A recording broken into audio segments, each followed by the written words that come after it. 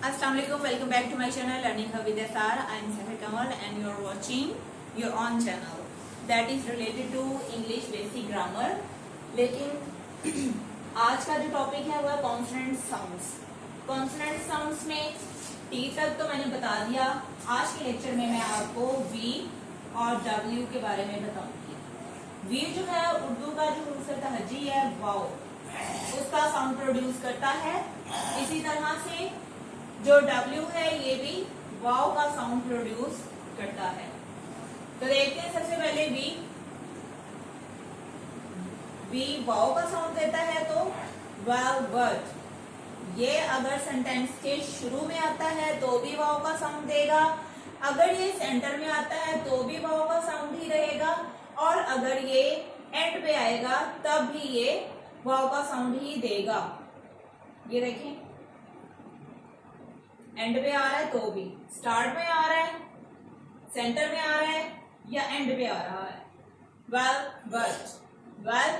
But, vault, venture, bigger, board, solve.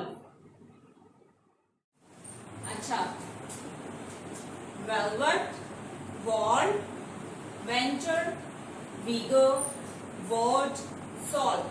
तो आपने देखा गाइस, स्टार्ट में आया तो भी ये वाव का साउंड, सेंटर में आ रहा है तो भी ये वाव का साउंड दे रहा है. और इसी तरह से अगर ये एंड पे आ रहा है तो भी वाव का साउंड ही देगा. अगर ई आ रहा है तो उससे वो चेंज नहीं होगा, ये वाव का साउंड इसके साथ प्रोड्यूस होगा. नेक्स्ट है डब्ल्यू. जैसे मैंने बताया कि ये भी वाव का ही साउंड देता है, लेकिन इसमें कुछ कंडीशंस है कि कहीं पर जाकर ये अपना साउंड म्यूट कर देता है, साइलेंट कर देता है. यहां देखें, विन, वाटर, वाव का साउंड, वेल, वाव का साउंड, वो, वाव का साउंड, वेल अगेन आ गया है, वाव का साउंड, वेव, वाव का साउंड.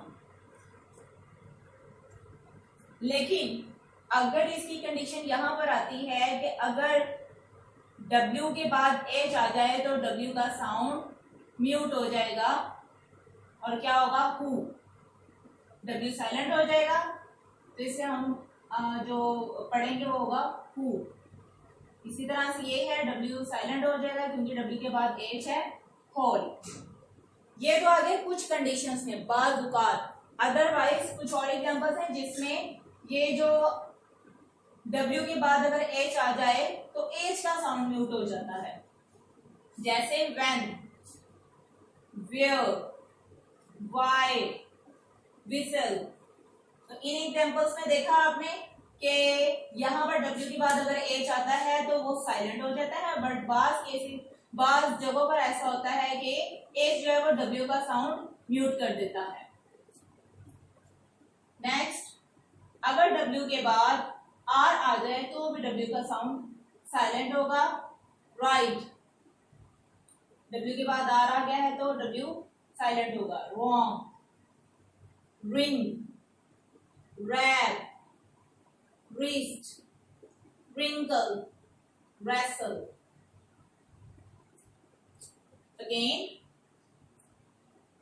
इंग्लिश अल्फाबेट्स में V और W दोनों ही वाव का साउंड प्रोड्यूस करते हैं, लेकिन V का साउंड वाव ही रहता है, चाहे ये सेंटर में आए, स्टार्ट में आए या एंड पे आए. इसके साथ चाहे वाउल आए या फिर इसके साथ कोई कॉन्सोनेंट साउंड हो, ये वाव का साउंड ही देगा. इसे कोई फर्क नहीं पड़ता कि इसके साथ कौन सा लेटर मैच हो रहा है और ये उनके साथ मिलकर अपना साउंड म्यूट करेगा या फिर ये कोई और साउंड देगा. ऐसा कुछ नहीं है, इसका साउंड वाव ही रहेगा और वी अपना साउंड मेंटेन रखता है.